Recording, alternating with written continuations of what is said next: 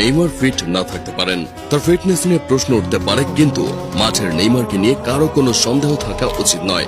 আজ ইন্টারন্যাশনালের বিপক্ষে মাঠে নেমেছিল নেইমার সান্তোস। নেইমার করলেন গোল, দলকে না জেতাতে পারলেও ম্যাচের সেরা পারফর্মার ছিলেন এই ব্রাজিলিয়ান প্রিন্স। বর্তমানে ব্রাজিল বিশ্বকাপ দলের সুযোগ পাওয়ার জন্য নিজেকে প্রমাণ করতে মরিয়া নেইমার। আজকে সান্তোসের হয়ে ইন্টারন্যাশনালের বিরুদ্ধে খেলে ফেললেন দারুণ একটি ম্যাচ। জানান দিলেন নিজেকে দেয়া চ্যালেঞ্জ রাখার পথে তিনি একটু একটু করে এগিয়ে যাচ্ছেন।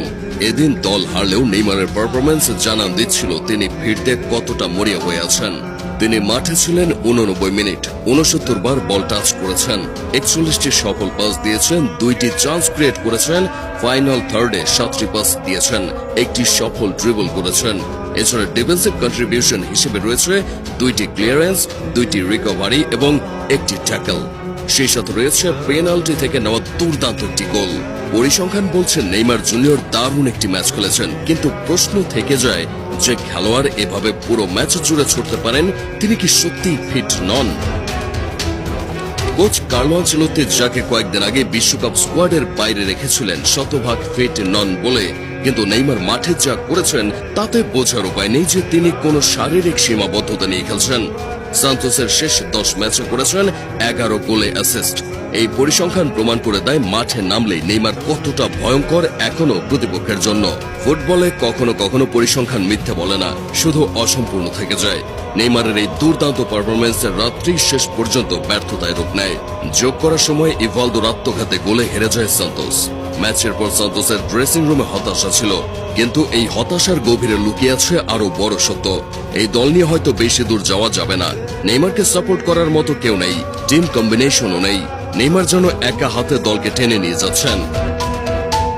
ফিটনেস নিয়ে যতই প্রশ্ন থাকুক, মাঠে নেমে তিনি দলের একমাত্র ভরসা। মার্চের শুরুতে মিরাসোলের বিপক্ষে ম্যাচেও হাঁটুতে ব্যথা অনুভব করেন তিনি। এরপর করিন্থিয়ান্সের বিপক্ষে 1-1 গোলে ড্র করা ম্যাচেও তিনি করেন একটি অ্যাসিস্ট। আনচেলত্তির যুক্তি, দলের প্রয়োজন শতভাগ ফিট খেলোয়াড়, কিন্তু প্রশ্ন থেকে যায় যে খেলোয়াড় 89 মিনিট মাঠে থেকে স্বাভাবিক গতিতে খেলে যাচ্ছেন, গোল করছেন, প্রতিপক্ষের রক্ষণে চাপ সৃষ্টি করছেন, ডিফেন্সেও কাজ করছেন, তাকে কি সত্যি আনফিট বলে দলে না নেওয়া যুক্তিযুক্ত? বিশেষ করে যখন সেই খেলোয়াড় ফিট না হয়েও অন্যদের চেয়ে ভালো পারফর্ম করতে পারেন। নেইমারের জন্য সময় বাধা। বিশ্বকাপের আগে শেষ স্কোয়াড ঘোষণা হবে আগামী 18 মে। তার আগে তাকে প্রমাণ করতে হবে যে তিনি ফিট, তিনি প্রস্তুত। নেইমারের স্বপ্ন বেঁচে আছে, কিন্তু প্রশ্ন হলো আনচেলত্তি কি শেষ পর্যন্ত তাকে ডাকবেন? ইন্টারন্যাশনালের বিপক্ষে ম্যাচে নেইমার যেমন খেলেছেন তাতে তিনি প্রমাণ করেছেন ফিটনেস নিয়ে যতই প্রশ্ন থাকুক মাঠে নেমে তিনি সেরা, আর সেটা